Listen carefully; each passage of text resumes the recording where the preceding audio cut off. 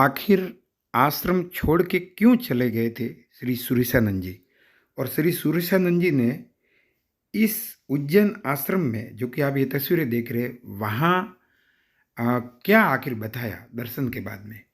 तो श्री सुरेशानंद जी आखिर क्यों गुमनामी में विलीन से हो गए थे, और इतने बरसों तक श्री सुरेशानंद जी कहाँ रहे, कैसे रहे, और क्या कर रहे थे और क्या करते रहे।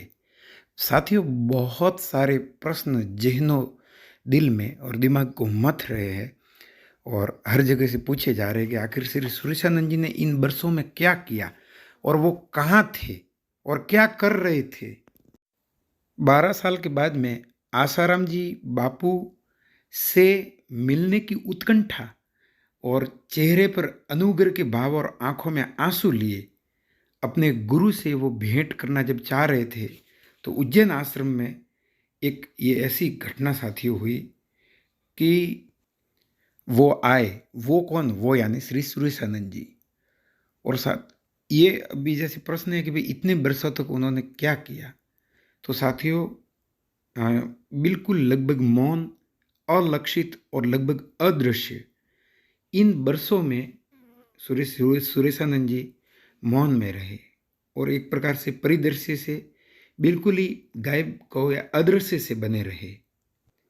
लेकिन श्री सुरेशानंद जी महाराज की आसाराम जी बापू के प्रति उनकी जो श्रद्धा, आस्था और अपने गुरु के लिए जो अनुग्रह के भाव थे, वो कभी कम नहीं हुए, बल्कि बढ़ते ही रहे। यहाँ पे मुझे साथियों एक संस्मरण याद आ रहा है कि एक बार बरसों पहले, वो भी क्या दौर थे साथियों, जब आसाराम जी बापू के साथ में एक शुरुआती रेलगाड़ी की यात्रा में हम लोग थे, और रात के जब 9 बज गए तो ट्रेन में खाने के पैकेट जब लोगों ने खोले, दूसरे लोगों ने, और अचार और पराठों की महक पूरे डिब्बे में जब फैल गई थी, और रात 10 बजते बजते तो खाने के बाद में बत्तियां तक बुझ गई थी, सब जने सो रहे थे, मैं भी सीट पे सोया, लेकिन नींद कहाँ। साथियों, एक एकाएक जब ट्रेन रुकी, मैंने देखा करीबन 12:15 हो रहे थे, तो ट्रेन की खिड़की से बाहर झाँक कर देखा तो यहाँ से वहाँ तक धुंध का लिहाफ। दोस्तों, वो दिसंबर महीना चल रहा था, दिसंबर के दिन थे, और साथियों, दिसंबर की रातों में वो जो इलाका था, ऐसा लगता था, मैं अगर किसी कवि की भाषा में कहूँ तो जैसे धुंध का पश्मीना ओढ़कर सोया रहा। ट्रेन रुकी तो मैं थोड़ा बाहर चला आया। वहाँ पे मैंने देखा एक लैंप पोस्ट हल्का सा जल रहा था, आउटर। वहाँ पे और कोई लैंप पोस्ट नहीं था। मैंने सोचा, ये मैं भी इतना तन्हा अकेला गुरु के प्यार में। गुरु तो बिल्कुल ध्यानस्थ अवस्था में थे, ऐसे थे जैसे होकर थे या नहीं थे, बिल्कुल जैसे शरीर रहित अवस्था में।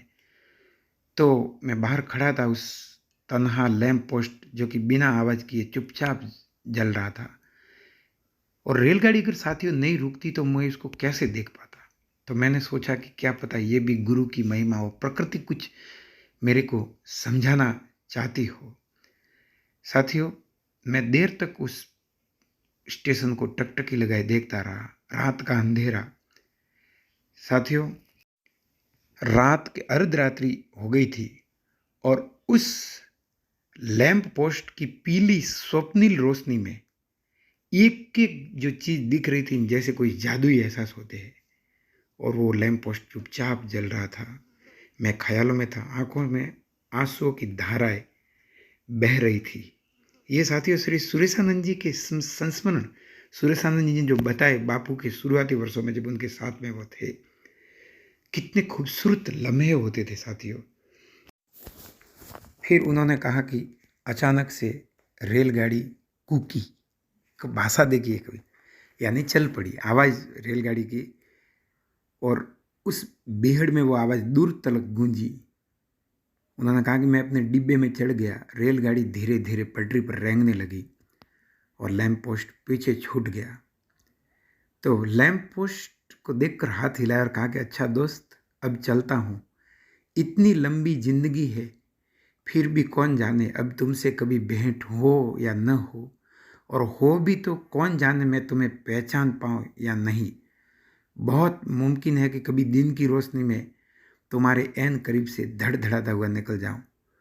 उन तमाम दिनों और रातों के लिए मुझे माफ़ कर देना, जब मुसाफिर तुम्हारे पास से चुपचाप चले जाते हैं तुमसे बतियाए बिना।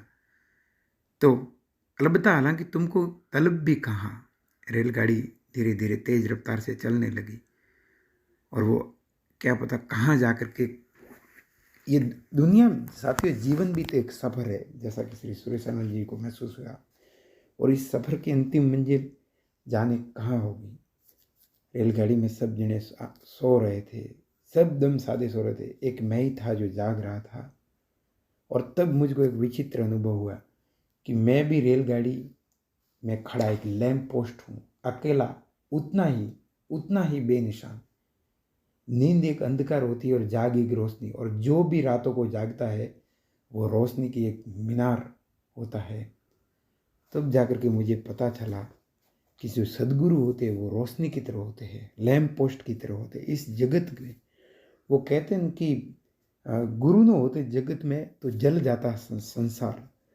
इतनी अग्नि, इतनी उलझने जीवन में, और सदगुरु अगर नहीं होते हैं तो ये दुनिया एक पल में समाप्त हो जाए। साथियों, जब श्री सुरेशानंद जी ने आश्रम को छोड़ा तो आश्रम को अंतिम बार देखते हुए उनकी आंखें भर आई थी। कांसे की घंटियाँ और बड़ बाबा और वो जगह जहाँ आसाराम जी बापू के दिव्य प्रवचन होते थे, वो रातें, वो भीड़, वो जगह जगह प्रवचनों के लिए जाना, वो दौर, वो सब कुछ दिव्य पल श्री सुरेशानंद जी की आंखों से आंसू बन के झर रहे थे। यहाँ पे साथियों, श्री सुरेशानंद जी ने कहा कि जैसे मथुरा शैली का शिल्प कितना अद्भुत है, जैसे बनारस के घाटों का बड़ा महात्म्य है, जैसे धारवाड़ का संगीत जगत विख्यात है, ऐसे ही आसाराम जी बापू का ये आश्रम और हजारों लाखों करोड़ों अनंत यादें इससे जुड़ी हुई। साथियों, कहते हैं कि गुरु का अगर अपन स्मरण करते हैं तो वो स्मरण भी सुगंध महसूस कराता है। किसी गजल की लाइनें हैं साथियों कि जब भी ख्यालों में तू आए, मेरे बदन से खुशबू आए, और महके बदन में रहा न जाए, रहा जाए ना।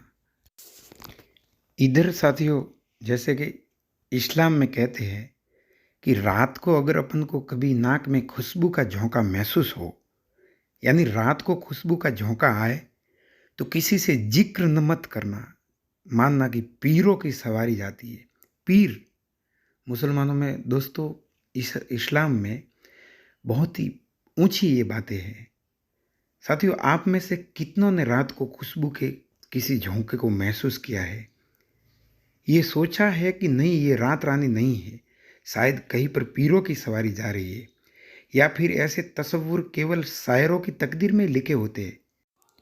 खैर साथियों, इससे इतर अपन अगर चले तो आसाराम जी बापू ने जब भारत के आध्यात्मिक नक्षत्रों पर, संतों पर बोलना जब साथियों शुरू किया, तो बहुतों के मन में ये लगा कि क्या बापू की वाणी है और क्या क्या बोल रहे थे बापू। यहाँ तक कि वे स्वयं को भी लांघ गए और बापू के उस दशक के प्रवचनों में जो आसाराम जी बापू की वाणी में साथियों जो कोमलता और जो माधुर्य उतर आया, गीत और कविताएं फूटी, तर्क का स्थान भावना ने लिया, चेतना के बजाय हृदय केंद्र से आ गया। उनका स्वर कितना माधुर्य से भरा था, और सुनने वाले दोस्तों एक पल को जैसे खुमारी सी चढ़ जाती है। वो आसाराम जी बापू की दिव्य वाणी थी, और इसकी तो कल्पना भी नहीं की जा सकती थी कि पूरी दुनिया में बापू की वाणी का जो जादू था, जो माधुर्य था, वो उतरने लगा चौं ओर से। और बापू के लिए जो पंडाल होते थे प्रवचनों के लिए, उसमें पैर रखने को जगह नहीं होती थी। इतनी भीड़, इतनी अथाह भीड़ के बीच में जब बापूजी आते थे मंच पे, तो और उस समय जो जो म्यूजिक, संगीत और जो दिव्य वातावरण और सफ़ेद ड्रेस पहन करके और फिर हरि ओम ओम हरि ओम का जो जाप होता था, लोग एक पल के लिए विस्मित, दंग, जादुई ख्यालों में खो जाते थे। साथियों, मुझे याद है एक बार आसाराम जी बापू, एक बार वैसे तो कई बार, लेकिन एक बार जब कबीर के ऊपर बोल रहे थे, कबीरदास के ऊपर, ऐसी विलक्षण दोस्तों प्रवचन माला, जो सुनने वाले लोग थे उनके अंतस में, उनके हृदय में भी झीनी झीनी बिनीरे चदरिया गूंज उठा था। और ये आसाराम जी बापू का ऐसा प्रवचन था जो साथियों भूले न भूलना, कहते हैं कि न भूतो न भविष्यति। साथियों, आप आसाराम जी बापू के प्रवचनों में, उनकी वाणी में संत सुंदरदास, संत धर्मदास, संत गोरखनाथ, संत दरियादास, भिखाल, गुलाल, रेदास, दुल्हन, बापूजी इतने संतों पे बोले हैं कि जिसकी कोई हद नहीं है। ऐसा लगता था कि वो सारे संत बापूजी के मुंह से एक बार पुनः इस जगत में उतर आए हैं। साथियों, एक बार एक पर्वतीय निर्जन में आसाराम जी बापू का प्रवचन कार्यक्रम था। आसाराम जी ने कहा वो शब्द कि इस पहाड़ में, इस निर्जन पहाड़ में आप सबके संग बैठ करके मैं अत्यंत खुश हूँ, और प्रभु के सानिध्य ने जिस अनंत अध्यात्म दिव्यता को मेरे भीतर जन्म दिया है, मैं उसे इस संसार को बांटना चाहता हूँ, उलीचना चाहता हूँ। और आश्चर्य तो ये कि मैं जितना भी बांटता हूँ, बोलता हूँ, उतना ही बढ़ता जाता है। क्या आप मेरे इन प्रवचनों के शब्दों में छिपे प्रभु के आशीर्वाद को स्वीकार करेंगे? मैं आपकी आंखों को देख रहा हूँ। बापू उसमें अत्यंत भावातीत अवस्था में थे, भाव विभोर थे। फिर दोस्तों, बापू जो 2 दशक, 3 दशकों तक जो बोले, वो जो बोले सो साथियों सारी किताबें बनी। और उन आसाराम जी बापू के मुंह से जो दिव्यता की प्रवचनमाला की अजस्त्र सरिता जो नदी बह निकली थी, साथियों सुबह शाम दोपहर जो उनके प्रवचन हुए, उन्होंने पुस्तकों की पर्वतमालाएं दोस्तों रच डाली, पुस्तकों की पर्वतमालाएं रच डाली। उस दौरान रीढ़ की हड्डी को सीधी करके, नाभि पर अपने ध्यान को कंसंट्रेट, एकाग्र करके और शरीर को शिथिल छोड़ के सुनने के साक्षी बनने के वो जो लम्हे थे दोस्तों, वो न भूतो न भविष्य थी, अनफॉरगेटेबल मोमेंट्स। उनको कैसे कोई भूल सकेगा साथियों। बहरहाल साथियों, आप जब ये मेरा वीडियो सुन रहे हैं, अगर मेरे से बोलने में किसी शब्द में, किसी लाइन में कोई गलती हुई हो, तो मैं आप सब से दोनों हाथ जोड़ के माफ़ी मांगता हूँ। और साथियों, अभी आसाराम जी बापू का हेल्थ अपडेट ये है कि प्रतिदिन उनके लिए दवाइयाँ, उनके लिए फिजिकल एक्सरसाइज वो अनवरत जारी है। बापू बिल्कुल मौन ध्यान में रहते हैं, बिल्कुल। और सच तो ये है साथियों कि उनसे मिलना भी बहुत कठिन है। लेकिन साथियों, इतना जरूर कह सकते हैं कि धर्म की जय हो, अधर्म का नाश हो, प्राणियों में सद्भावना हो, विश्व का कल्याण हो। बोलिए उमापति भगवान महादेव, हर हर महादेव, शिव शंकर महादेव की जय हो। साथियों, अगर आपको मेरा ये वीडियो पसंद आया तो आप मेरे इस चैनल को सब्सक्राइब करें, लाइक करें, आगे से आगे शेयर करें। आप सबको बहुत बहुत आभार, अभिनंदन। और श्री सुरेशानंद जी के बारे में और बापू के बारे में आपके क्या ख्यालात है, आगे क्या क्या हो सकता है, साथियों आप कमेंट बॉक्स में ज़रूर लिखें इस वीडियो के बारे में आपके क्या विचार हैं।